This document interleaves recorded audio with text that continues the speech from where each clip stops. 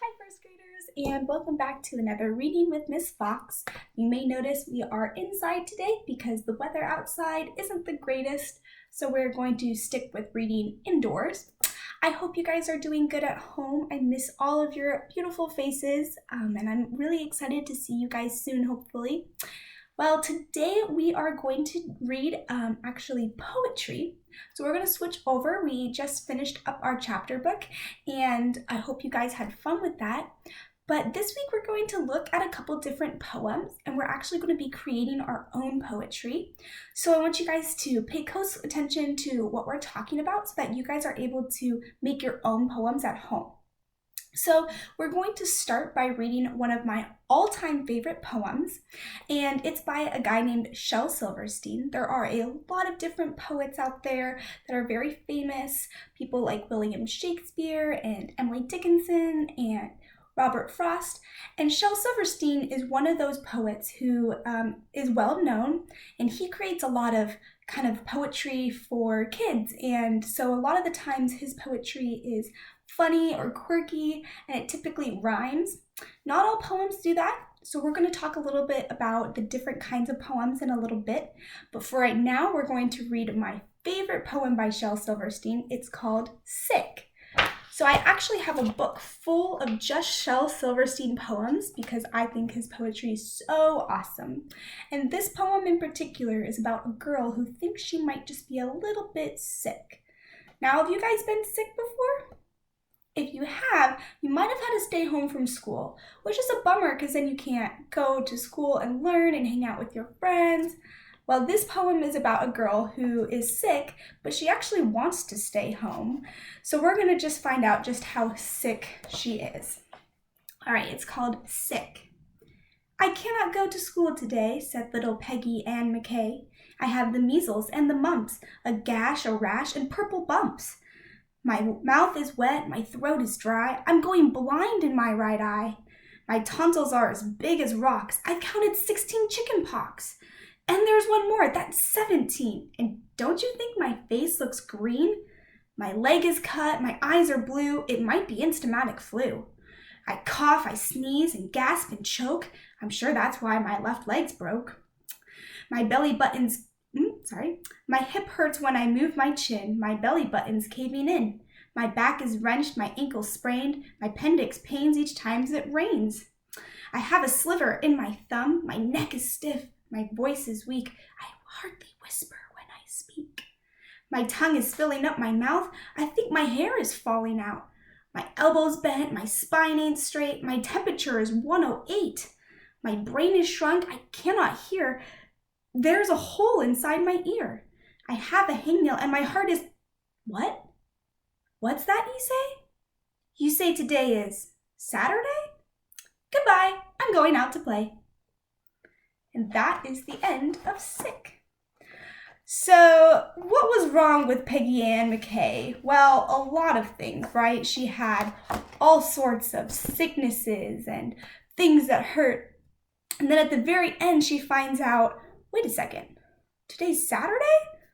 I'm fine. So what do you guys think? Do you think that Peggy Ann McKay was actually sick? Or do you think that she was just making all those things up just so that she could stay home from school? I think she just made them up because then as soon as she found out it was Saturday, she was suddenly all better. Well, that's just one of the fun poems that Shel Silverstein has written, and we're going to be looking at some other poems as well throughout the week. What I love about poems is that there's kind of endless possibilities that you can do with them. So the one we just read is kind of more of a funny one, and it rhymes, and it's a little bit longer. There's all sorts of different lengths of poems. You can see just on this page, you have a really long poem and then a really short poem. And the one we just read was kind of funny. It was quirky. It probably isn't a real story or about real things.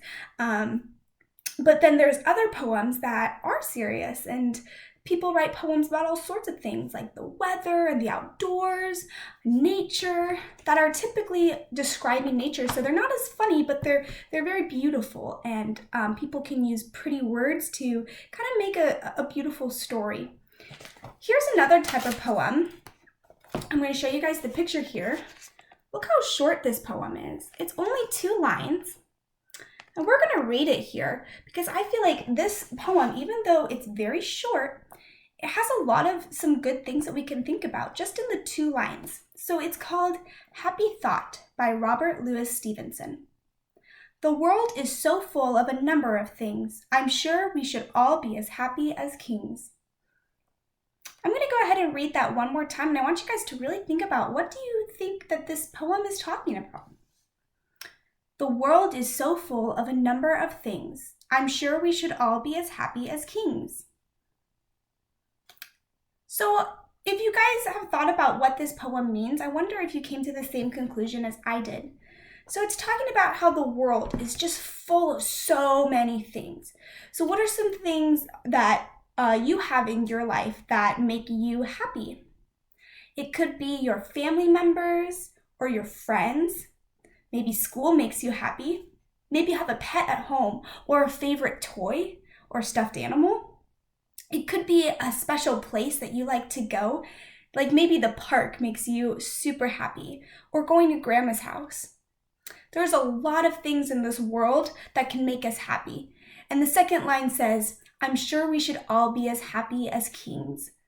And in that case, it wants us to think about how lucky we are, because if you were a king, you could have anything in the world. Well, this poem is saying that we should feel as happy as a king because we have so many things in this world that can make us happy. So I want you guys to be thinking about those things that make you happy, because today we're going to make a poem about one of those things, and you're going to be able to pick what you want to write about. So even though poems have different lengths, they are all super fun to read, but there's also different styles of poems. So the one that we read with Shel Silverstein, Sick, it was a rhyme poem, which means that it rhymed every word at the end of the line. Not all poems rhyme though. There are some poems that don't rhyme the whole time, or maybe only a couple words rhyme here and there. And some of the other types of poems that we may talk about this week are free verse poems, epics, narrative poems, which is a poem that's talking about something or a moment in history, a haiku, or pastoral poems. Pastoral poems talk about nature. There's sonnets, and there's odes, there's limericks, and there's ballads. There's a lot of different styles of poetry, and what's cool about these is that even within these different types of poems, you can have so many different styles just within those poems. Like you could have a really long free verse poem or a really short one. And I think one of the biggest differences that I like in poems is discovering whether it's a funny poem or a serious poem, because the serious poems, they can be really thought-provoking, and you read it just like this last one we read, Happy Thought, and you have to think about it, and you have to think about your own life and think, wow, like that poem makes a lot of sense. And then there's also those funny poems that will make you laugh, just like Sick did. So we're going to be making our own poem, and we are going to be making an acrostic poem. So what is an acrostic poem? Our definition for an acrostic poem is a poem in which the first letter of every verse forms a word. So I have a couple examples of acrostic poems, but I want you guys at home to create your own acrostic poem. So acrostic poems are describing something. And what is the word that we use for words that are describing words? Is it a noun? No. Is it a verb? No, that's an action word. Is it an adjective? Yes, an adjective is a describing word. So in our acrostic poems, we are going to be using adjectives to describe our main word. So this is my first acrostic poem. It is about a dog. And you can see here I have the word D-O-G going down like this, spelling dog. And from each letter, I have another word coming across. Now, what do you guys notice about the D, the O, and the G? Well, they're capitalized, and the rest of the letters are not. Now, would we typically capitalize every letter in a word? Probably not. But in this case, we are, because each letter is starting a new line. So for this acrostic poem, I have dog, devoted, obedient, great. And then I have a picture of my dog here with some paw prints. Now, each of these words is describing a dog. I think dogs are pretty devoted. I think they're obedient. They usually come when you call them. And I think they're great because they're great friends and someone to play with. So this is my acrostic poem of a dog where there's only one word for each line. Now, there's other types of acrostic poems that you can do that is more than just one word. This is an example that I found that I thought was so cool. The word is poem. And there's not just one word on each line. There's actually 3 words on each line. And if you read the whole thing together, it actually says something. And it turns out it's describing a type of poem. So it says, put 3 words on each line. Easy if you make it rhyme. So is this poem still an acrostic poem? Yes, because it has its main word here with words coming off of it. And is it still describing the main word?